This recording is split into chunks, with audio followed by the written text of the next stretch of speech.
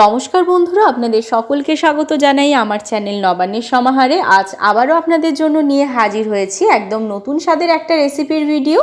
আজকে আমি আপনাদের সাথে শেয়ার করব মাত্র 1 কাপ সুজি আর গাজর দিয়ে একটা দুর্দান্ত স্বাদের রেসিপির ভিডিও।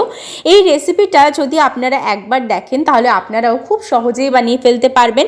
যেমন হেলদি তেমনই টেস্টি একটা রেসিপি, আর বানানো সব থেকে সহজ। স্কুল কলেজ অফিসের টিফিনের জন্যও বানিয়ে ফেলতে পারেন, কিংবা যে কোনো দিন সকালবেলা ব্রেকফাস্টের জন্য কিন্তু আপনারা এরকম একটা দুর্দান্ত স্বাদের রেসিপি বানিয়ে ফেলতে পারবেন।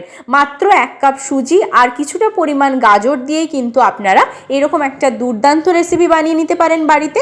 তাহলে চলুন বেশি কথা না বাড়িয়ে কিভাবে বানাচ্ছি আর কোন রেসিপি বানাচ্ছি সেটা আপনাদের সাথে শেয়ার করি। আর এটা কিন্তু খুবই হেলদি, যেহেতু এখানে অনেক রকম সবজি রয়েছে। এবার আমরা চলুন দেখে নিই কীভাবে বানাচ্ছি।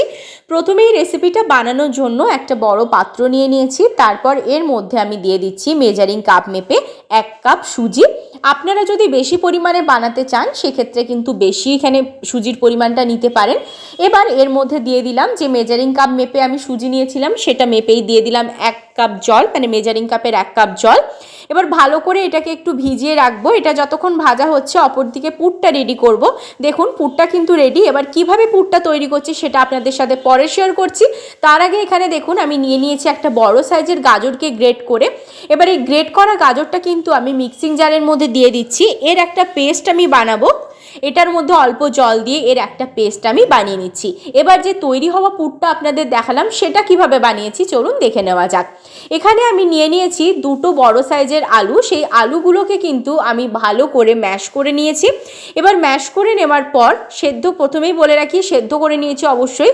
প্রথমে সেদ্ধ করে নিয়ে ভালো করে খোসা ছাড়িয়ে আমি এটাকে ম্যাশ করে নিয়েছি। এবার এর মধ্যে দিয়ে দিচ্ছি কিছুটা পরিমাণ মটরশুঁটি। এর মধ্যে দিয়ে দেওয়ার পর এখানে আমি ব্যবহার করছি কিছুটা পরিমাণ ধনেপাতা কুচি। আর ওইগুলো পরে ব্যবহার করব, তার আগে মটরশুঁটিটা দেওয়ার পর ভালো করে কিন্তু এটা আমি ম্যাশ করে নিচ্ছি। এখানে আপনারা চাইলে একটু আলাদাও কিছু দিতে পারেন সবজি হিসেবে, যেমন গ্রেট করা ফুলকপি দিতে পারেন, কিংবা ফুলকপিটাকে একটু সেদ্ধ করে নিয়েও কিন্তু আপনারা আলুর সাথে একসাথে ম্যাশ করে নিতে পারেন। এবার এর মধ্যে দিয়ে দিচ্ছি পরিমাণ মতো নুন, দিয়ে দিচ্ছি পরিমাণ মতন হলুদ গুঁড়ো। এবার এর মধ্যে আমি ব্যবহার করব কিছুটা পরিমাণ ধনেপাতা কুচি। এবার এর মধ্যে আমি দিয়ে দেব কিছুটা পরিমাণ কাঁচা লঙ্কা কুচি। আপনারা যদি বাচ্চাদের জন্য রেসিপিটা বানিয়ে থাকেন তাহলে অবশ্যই কাঁচা লঙ্কাটা স্কিপ করতে পারেন, কিংবা একদমই অল্প পরিমাণে ব্যবহার করতে পারেন। এবার এর মধ্যে আমি দিয়ে দিচ্ছি অল্প একটু চাট মশলা, আর দিয়ে দিচ্ছি একদম অল্প একটু ম্যাগি মশলা। আপনারা চাইলে এখানে কিন্তু ভাজা মশলাও অ্যাড করতে পারেন, কিন্তু আমি এখানে ভাজা মশলাটা অ্যাড করিনি। এবার এই খুব ভালো করে এই সমস্ত উপকরণগুলো আমি মেখে নিচ্ছি। পুরটা তৈরি হয়ে গেছে। এবার অপর দিকে দেখুন যে সুজিটা তৈরি করেছিলাম, সুজিটাকে ভিজিয়ে রেখেছিলাম, সুজিটা ভেজানো হয়ে গেছে, ভালোভাবে ফুলে উঠেছে। এবার এই যে সুজিটা রয়েছে এটাকে কিন্তু আমি দুভাগে ভাগ করে নিচ্ছি। একটা ভাগ আরেকটা পাত্রের মধ্যে রেখে নিলাম। এবার এই যে সুজিটা রয়েছে এর মধ্যে কিন্তু যে পেস্ট আমি তৈরি করেছিলাম গাজরের সেটাকে কিন্তু এর সাথে অ্যাড করে দিচ্ছি। এখানে আপনারা চাইলে ফুড কালার অ্যাড করতেই পারেন, কিন্তু একদম খুব হেলদিভাবে যেহেতু বানাচ্ছি সেরকম কোনো আমি ফুড কালার অ্যাড করিনি, সেজন্য এখানে কিন্তু গাজর আমি ব্যবহার করেছি, আর গাজরটাকেই পেস্ট করে ব্যবহার করেছি। সবজিও রয়েছে, বাচ্চারা কিন্তু সবসময় সবজি খেতে পছন্দ করে না। এইভাবে যদি আপনারা তৈরি করেন তাহলে বাচ্চাদের সবজিটাও খাওয়া হয়ে যায়, আর খুবই হেলদি একটা রেসিপি তৈরি হয়, আর সেই সাথে কিন্তু খুবই টেস্টি একটা রেসিপিও তৈরি হয়ে যায়। এবার এর মধ্যে দিয়ে দিলাম আমি বেশ কিছুটা পরিমাণ ময়দা। এখানে আমি টোটাল 3 চামচ মতো ময়দা ব্যবহার করেছি, আর দিয়ে দিলাম একদম পরিমাণ মতো নুন। এবার ভালো করে কিন্তু এই ব্যাটারটা আমি তৈরি করে নেব। এখানে কিন্তু প্রথমে আমি জল ব্যবহার করছি না, আর আশা করব আমার জল লাগছেও না। দেখুন আপনাদের দেখিয়ে দিলাম, আপনাদের যদি লাগে তাহলে আপনারা ব্যবহার করতে পারেন, কিন্তু আমার এখানে কোনো রকমের জল প্রয়োজন হয়নি, সেজন্য এই গাজরটা যেটা রয়েছে সেটা দিয়েই ভালো করে মাখা হয়ে গেছে।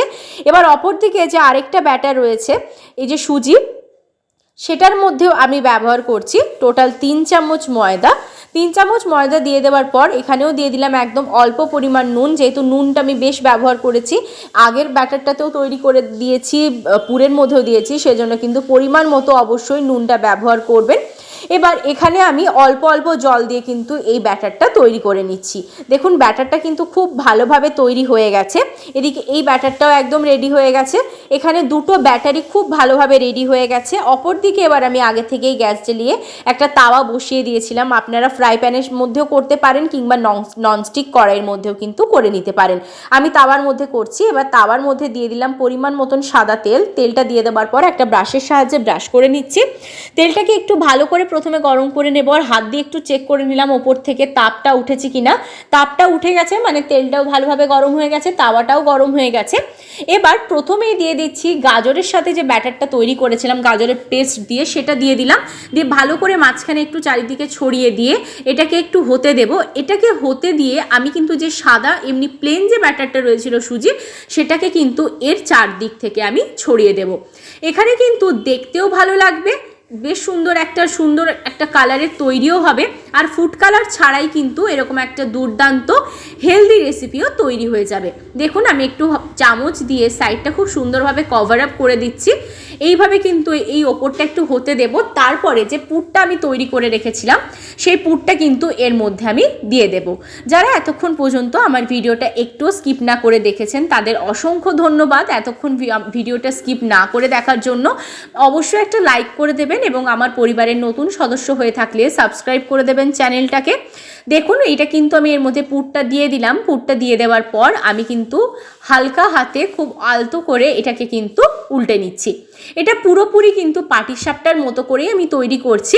এখানে কেবলমাত্র পাটিসাপটাতে যেমন মিষ্টি পুর থাকে, এখানে কিন্তু কোনো রকম মিষ্টি পুর থাকছে না, এখানে একটা আলুর পুর থাকছে। বাকি কিন্তু ঠিক যেমনভাবে পাটিসাপটা তৈরি করা হয় সেভাবেই আমি তৈরি করে নিচ্ছি। দেখুন একটা কত সুন্দরভাবে তৈরি হয়ে গেল।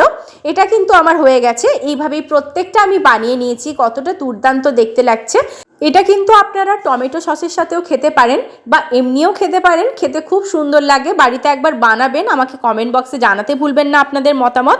ভালো লাগলে লাইক শেয়ার কমেন্ট সাবস্ক্রাইব করতে ভুলবেন না। ফেসবুক পেজ থেকে দেখলে পেজটা অবশ্যই ফলো করে দেবেন, নবান্নের সমাহার পেজটাকে। আর যদি আমার পরিবারের নতুন সদস্য হয়ে থাকেন অবশ্যই সাবস্ক্রাইব করবেন। আবার দেখা হবে আরেকটা নতুন রেসিপির সাথে।